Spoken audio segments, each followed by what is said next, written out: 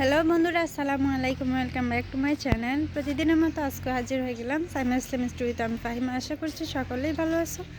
আল্লাহর অশেষ রহমতে আমি অনেক ভালো আছি, আমার পরিবারও অনেক ভালো আছে। তো দীর্ঘ 2 থেকে 3 দিন হবে আমি ব্লগ করতেছি না, অনেক দিন পরে আসছি। আসলে ব্লগে আসি কি বলবো, এখন আবার প্রথমের মতো শুরু হয়েছে যে ব্লগে আসি কি বলবো, কীভাবে বলবো। এখন ওরকম মানে প্রথম যেমন ফিল হইতো এখনও সেরকম ফিল হয়। আর আরেকটা কথা, হয়তো সবাই আমার বলে আমার কালো ওড়নাটা দেখে হয়তো বলবে যে শীতকাল আসার কারণে হয়তো মানে আপুটা গোসল করে না, হয়তো আসলে না ভাই, আমি মাঝখানে অনেক দিন করি না, অনেক দিন ব্লগ করি না, যার কারণে হচ্ছে যে কি যেদিনে আমি এই জামাটাই পরি সেদিনে আমার মানে ব্লগ করা হয়। মাঝখানে অনেক দিন ফাঁকা যায়, আমি ভিডিও করি না। তো যেদিনে করে ভাগ্যক্রমে এই মানে ওড়নাটাই পরি, জামাটাই পরি। তো যাই হোক, আমার কাছে কালো অনেক ভালো লাগে। দেখবেন আপনার কালো মানুষের প্রতিও কেন জানি আমার একটা মানে আক্ষেপ থাকে, কালো মানুষের প্রতি একটা মায়া কাজ করে, কালো মানুষকে একটু কেন জানি ভালো লাগে। আর আর একটা কথা হচ্ছে, যাই হোক বলবো না, কারণ আমি যদি বলি এটা হয়তো আমার আশেপাশের মানুষগুলো যদি ব্লগটা দেখে তখন বলবে যে কি গর্ব করতেছে। যাই হোক, গর্ব করা ভালো না, আমি শুকরিয়া জানাই মাবুদের কাছে যে মানুষ সুন্দর খোঁজে বিয়ে করার জন্য, সুন্দর ছেলেরা খোঁজে, সুন্দর স্ত্রী লাগবে তাদের। আসলে সুন্দর স্ত্রী না, একজন গুণবতী স্ত্রী কিন্তু পারে সব কিছু মেনটেন করে নিতে, ধৈর্যশীলের প্রয়োজন হয়। আর মেয়েরাও বেশিরভাগ সুন্দর ছেলে খোঁজে। আসলে সুন্দরের ভিতরে আমার মনে হয় যে চরিত্র, মানে চরিত্র ঠিক না, চরিত্র ভালো না, এই টাইপসের মনে হয়। সেজন্য মানে আমি কখনো, আর আমার খোঁজারও সময় ছিল না, মানে আমি যে নিজের জন্য সুন্দর বাঁচবো নাকি কালো বাঁচবো, মানে আমার বাঁচার অপশানটা ছিল না, কারণ আমাকে যখন দেখতে গেছে তখনই আমার বিয়ে হয়ে গেছে। আর হচ্ছে যে কি এর আগে একজন মানে দেখতে আসছে, সে ছেলে হচ্ছে যে কি উনি নিজে, ওনার বাবা হচ্ছে যে কি মুক্তার। তো উনি দেখতে গেছে, বাট তখন আমি মাদ্রাসায় পরীক্ষা দিয়েছিলাম, তাই মানে মাদ্রাসার পরীক্ষার সময়কালীন, যার কারণে হচ্ছে যে কি আমি আর মানে বাসায় আসি, দেখা হয় নাই বা কথা এতটা বেশি হয় নাই। বাট আমি ওখানে বোরকা পরে গেছিলাম, দেখছে, আমি নাস্তা খাইছি, এতটুকুই।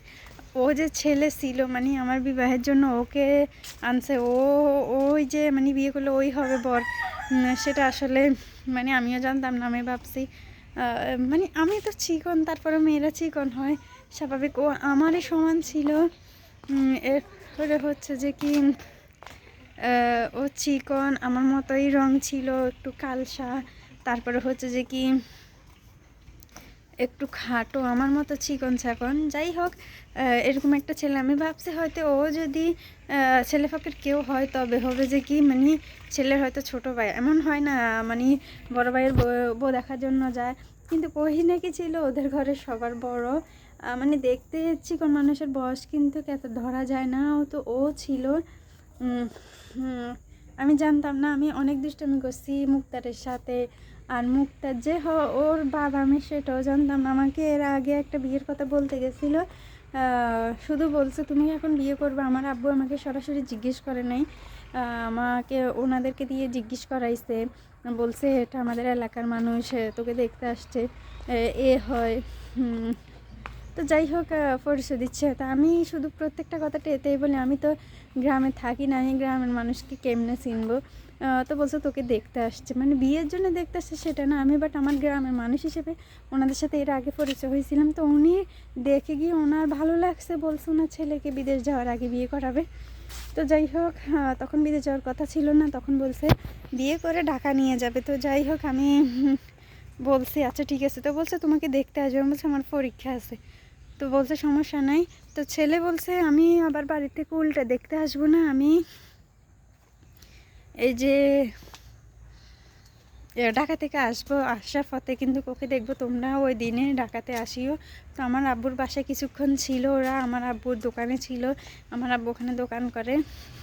তো ওই দোকানে ওর আব্বু ছিল, ও আসছে, তারপর আমার আব্বুর ওখানে মিট করছে, মিট করার পর আমার আব্বু দোকান বন্ধ করে ওদেরকে নিয়ে আসছে। নাস্তা খাওয়ার সময় না ছিল না, তখন 11টা ছিল। তো তারপরেও কিন্তু আমাদের পরীক্ষা 1টার পরে ছিল, আমাকে নিয়ে গেছে দেখা করার জন্য। আমি গেছি, ওখানে গিয়ে হচ্ছে যে কি দেখা করছি। তো তোমাদেরকে তো এর আগে বলছি আমি অনেক দুষ্টামি করছি। তো এর আগে তো আমি ওর আব্বুর সাথে একবার গ্রামের মানুষ হিসেবে পরিচয় হয়েছি, তাই দ্বিতীয়বার আমি সালাম দিছি। সালামের পরে কথাবার্তা বলছি, ভালো আছে নাকি জিজ্ঞেস করছি। যাই হোক, অনেক কথাবার্তা বলছি। অনেক কথাবার্তা বলার পরে আমি জিজ্ঞেস করছি, অনেকক্ষণ চুপ থাকছি। কী রে সবাই কথা বলতেছে, উনি শুধু মানে মুখ লুকাই লুকাই হাসতেছে কেন? তারপরে আমি জিজ্ঞেস করছি আরেকটা আঙ্কেলকে, ওটা ছিল নাকি, ওটা হচ্ছে যে কি আমি এখন যাকে বিয়ে করছি তার একটা ফুফাতো ভাই আছে। তো ওই ফুফাতো ভাইয়ের হচ্ছে যে কি শ্বশুর, ওই ফুফাতো ভাইটার শ্বশুর মানে আমার দেবরের শ্বশুর ও ছিল। তো তখন তো আর ওদেরকে চিনতাম না, আর এর সাথেও বিয়ে হয় না, আমি চিনবো কীভাবে? তো ওই আঙ্কেলটাকে আমি জিজ্ঞেস করছি এই ছেলেটাকে। তখন ওনাদের মানে মুখের ভাষা ভঙ্গিতে আমি বুঝতে পারছি। আমার আব্বু এই কথা জিজ্ঞেস করার পরে হচ্ছে যে কোনো দিকে ফিরে উঠে গেছে, উঠে গিয়ে বিল দেওয়ার ভান করে। ওনার মনে হয় হাসি এসছে যে এতক্ষণ যার সাথে আমি যার সামনে আমি এত গল্প করতেছি, এত কথা বলতেছি, বিশ্বাস করবেন না, আধা ঘন্টা প্রায় 1 ঘন্টার কাছাকাছি হবে আমি কথাবার্তা বলতেছি। এরপরে হচ্ছে যে কি আমি যখন যা মানে জিজ্ঞেস করছি, তখন সবাই মানে চুপ করে হাসতে, বলছে কেউ একজন হবে। তো কেউ একজন হবে বলতে মানে আমার হঠাৎ মানে অন্য মানুষকে লাগছে। এরপরে আমি মানে তাড়াতাড়ি করে মুখোশটা মানে প্রথমে খুলতে চাই নাই। তো খাবার খাবো কীভাবে, খাবার খাওয়ার জন্য অনেকক্ষণ ওরা প্রায় খাই ফেলছে। তো ওর আব্বু খাচ্ছে না, ওর আব্বু বলছে মেয়ে না খাইলে আমরা খাবো কেমনে। তো আমার আব্বু কিন্তু খাবার খাই নাই, ওই যে আঙ্কেলটা ছিল উনি খাইছে। তারপরে ওকে বলছে খা, ভাবছে আমিও খাবো। এরপরে গিয়ে আমি যখন খাবার খাওয়ার জন্য মুখোশ তুলছিলাম, তখন আমাকে দেখছে। তো বাট আমি ওই দেখার মধ্যে ওই ছেলেটাকেই দেখছি, বা আমাকে দেখতে আসছে বলতে ওই ছেলেটাই দেখতে আসছে। আর আরে মানে এখন বর্তমানে যেখানে বিয়ে হয়েছে সেখানে যারা এক পক্ষ হচ্ছে যে কি বিকেলে দেখতে আসছে, তো ওনারা আমার চুলকে এমনভাবে টান মারছে। তো আমার একটা জ্যাঠাতো বোন ছিল, বলছে এখানে হবে না, ভাবছে আমার আলগা চুল। তো উনি টান মারার পর আমি এমন হয়ে গেছি মানে পিছন ফিরে পড়ে যাইতাম, সামনের থেকে পড়ে যাইতাম। তো যাই হোক, সবার সামনে আমাকে বলছে রান্না করতে জানো, আমি তো এখন রান্না করতে জানতাম না। তা আমি বলছি জানি না। বলছে ডাল ভাত তো রান্না করতে জানি। আমি বলছি ডাল আলু ভাজি ভর্তা করতে পারি, আর হচ্ছে যে কি ডিম ভাজি করতে পারি। বলছে হচ্ছে সহজ খানা পারো তো আর কি। আরেকটা কি যেন রান্না বলছে, আমি বলছি আমি এই মানে রান্নার নাম বলছে, ওনারা গ্রামের মানুষ এক ভাগের রান্নার কথা বলছে। তো আমি জানি না, আমি ভাবছি আমি তো রান্নার নাম তো দূরের কথা, আমি তো শুধু খাইতে জানি, আমি তো কোনো রান্না করতে জানি না। আমি তো জানতাম তখন আলু ভাজি, আলু ভর্তা, ডাল, ডিম ভাজি। তো আমি তো ওগুলো বলছি, আমি বলছি আমি যেগুলো বলছি সেগুলো ছাড়া কিন্তু আমি কোনো খাবারই রান্না করতে জানি না। বলছে সমস্যা নাই, তোমার শাশুড়ি এসে শিখিয়ে দিবে। আর আরেকটা হচ্ছে যে কি, আরেকটা নয়, ওনারা হচ্ছে যে কি মা বাবা বাড়িতে থাকে, ওদের বাড়ি ফেনি, ওদের নাকি একটাই ছেলে, কোনো ভাই বোন নাই। আর তো ওর মা বাবাকে দেখতে হবে, ওর মা একটু স্বাস্থ্য, তাই ছেলেকে বিয়ে করাচ্ছে। তো যাই হোক, সমস্যা ছিল না, ভাবলাম যে শহরের মতোই তো, আর রান্নাবান্না তো সব মেয়েরাই যেখানে যাবে সেখানেই করতে হবে, ভাবছে ওটা সহজ হবে। কিন্তু ওনারা বলছে বিকেলে বিকেলে দেখতে আসছে, ওনারা বলছে রাতের বেলা আমাদেরকে জানাবে মানে মেয়েকে কেমন লাগছে, ছেলেকে গিয়ে জানাবে, যেহেতু ছেলে আসে নাই, আমার ছবি তুলে নিয়ে গেছিলো। তো যাই হোক, ওই সাজুগুজুর মধ্যে থেকে আমি নামাজ কালাম পড়ছি, নামাজ কালাম পড়ার পরে ওরা চলে যাওয়ার পিছনে এখন যাকে বিয়ে করছি সে গেছে। যাওয়ার পরে হচ্ছে যে কি আমাকে দেখছে, কথাবার্তা জিজ্ঞেস করছে। তো আমার তাই কেমন জানি নার্ভাস ফিল হচ্ছে। ওরা আসি মানে এক দফা আসি, ওরা আমাকে কেমন জানি করছে, হাত দেখতেছে, পা দেখতেছে, এসব আমার কাছে মানে কেমন যেন লাগছে। তো সেজন্য আমি মানে এতটা হই নাই, আনন্দ ফিল হয় না মানুষের একটা দেখতে আসছে। আমার কাছে কিন্তু ওরকম হয় না, আমার অনেক বিরক্তি লাগছে। পরে দেখতে আসছে যে তখন আমার কাছে মনে হচ্ছে যে আমি এখানে বেড়াইতে আসি, আমি অনেক ভুল করে ফেলছি। পরীক্ষার পরে আমি এখানে বেড়াইতে আসছিলাম মডেল টেস্টের পরে। এরপরে হচ্ছে যে কি আমি আসছিলাম যখন আমাকে যখন এখানে দেখতে আসছিল তখন আমি চলে গেছিলাম। তো ছেলে পক্ষ দেখে মানে ছেলে শুধু আমার স্বামী গেছিলো আর হচ্ছে যে কি মুক্তার গেছে, আর কেউ যায় নাই। পরে ওর বন্ধুবান্ধব বা আত্মীয় স্বজন যাদেরকে ওর প্রয়োজন মনে হয়েছে বিয়েতে তাদেরকে ডেকে ও আমাদেরকে বলছে ওদের মেয়ে পছন্দ হয়েছে, কিন্তু ওরা কোনো যৌতুক চায় না, ওরা আমাকে রাতের বেলায় নিয়ে যাবে। তখন আমার আব্বু এসে বলছে যে কি বিয়ে শাদির ব্যাপার মানে 2 দিন পরে হইলে হয় না, বা 2 দিন সময় দেখ, আমার যেহেতু একটা মেয়ে আমি একটু মানে মানুষকে দাওয়াত দিতে চাচ্ছি। এটা সবারই ইচ্ছা থাকে, থাকুক বা না থাকুক। তখন কিন্তু আমার আব্বুর হাতে একদমই টাকা ছিল না, আর আমার আব্বু ভাবছে বিয়ে তো হবে, আর এক জায়গায় আত্মীয় করতে হলে একটু সময় নিয়ে করতে হয়, যার কারণে আমার আব্বু চাইছিল খালি হাতে যাইলে তো কোনো সমস্যা নাই, আর এখন গেলেই যে বিয়ে হয়ে যাবে। আর যেহেতু আমার আম্মু ছিল না বাসায়, তখন আমার আব্বু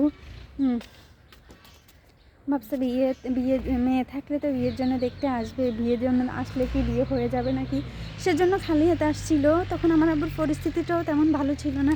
মানুষের যতই পরিস্থিতি খারাপ থাকুক, ছেলে মেয়ে যখন বিয়ের বয়স হয়ে যায় তখন কিন্তু কিছু টাকা হাতে থাকে। আর আমার আব্বুরও কিছু ছিল হাতে, বাট আনে নাই, সেটা বাসায় ছিল বা গ্রাম বাড়িতে আসার সময় ওইটা আনে নাই। ভাবছে বিয়ে হবে না, দেখতে আসলে পছন্দ হইলে হয়তো ডেট দিবে, পরে আমার পরিবারের সবাই আসবে। আমার নিজের আম্মু না থাকলেও আমার আন্টি আছে, তো আন্টি আসবে। তারপরে হচ্ছে যে আমার ভাইরা 2 জন আছে, ওরা আসবে। ভাবছে মানে সময় নিয়ে বিয়েটা দিবে, কিন্তু ওটা হয় নাই। ওরা দেখতে গিয়ে বিয়ে পরে নিয়ে আসছে। আর এরপরে এই রাতের বেলা খাবার রান্না করতে করতে যতটুকু সময় পাইছে, প্রায় কিছু মানুষকে দাওয়াত দিচ্ছে আমাদের এলাকার, মানে পুরুষদেরকে, মহিলাদেরকে তো দিতে পারে নাই, যেহেতু রাত গভীর হয়ে গেছে। আমাকে আনছে এখানে যখন, তখন হচ্ছে যে কি প্রায় আমি যখন এখানে আসি গাড়ি থামে তখনই কিন্তু ফজরের আজান দেয়। তো আমাদের মানে রাতের বেলা বিয়ে হয়, রাতের বেলা সব অনুষ্ঠান বা গান বাজনা কোনো হয় না। আর আমারও ইচ্ছা ছিল যে আমার বিয়েতে কখনো গান বাজনা হবে না, যেহেতু আমি মাদ্রাসায় পড়ছি। এরপরও হচ্ছে যে কি আমি এখানে ফজরের সময় আসি, আমি নামাজ পড়ে নিছি, ও আমার সাথে পড়ছে, এই আর কি। আমি আর বিয়ের পাত্রপাত্রী বাঁচার সময় পাই নাই। এই 2টা বিয়ে পাত্র আসছিল দেখার জন্য, 3য় নাম্বার এটাতে বিয়ে হয়ে গেছে, তো আমি আর ওই ফিলটা পাই নাই। তো তোমরা অবশ্যই শেয়ার করবা। আর হচ্ছে যে কি যারা নতুন চ্যানেল খুলতে চাও অবশ্যই চ্যানেল খুলবা, কারণ চ্যানেল খুললে তোমরাও এমন কথা বলার মতো যদি কেউ না পাও আমার মতো, আমি যেমন একলা বাড়ি, আমি কোনো মানুষ পাই না কথা বলার জন্য। শাশুড়ির সাথে কত রকমের কথা বলা যায়, কাজের কথা বলা যায়, বা বাবা মায়ের কথা বলা যায়, নয়তোবা কে অসুস্থ বা কোথায় বিপদ হয়েছে, বা নাতি নাতকিরের কথা বলা যায়, বা সংসারে কি হয়েছে না হয়েছে, কি প্রয়োজন অপ্রয়োজন, সেসব কিছু আপনি শেয়ার করতে পারবেন। বা মানে ওনার পরিবারকে নিয়ে তখন একটু হাসি মজা ঠাট্টা করতে পারবেন। বাট আপনি মানে আপনার আগের কথা, বা আমি এখন আপনাদের সাথে যেভাবে শেয়ার করছি এই কথাগুলো, এগুলো কি বলার মতো কথা?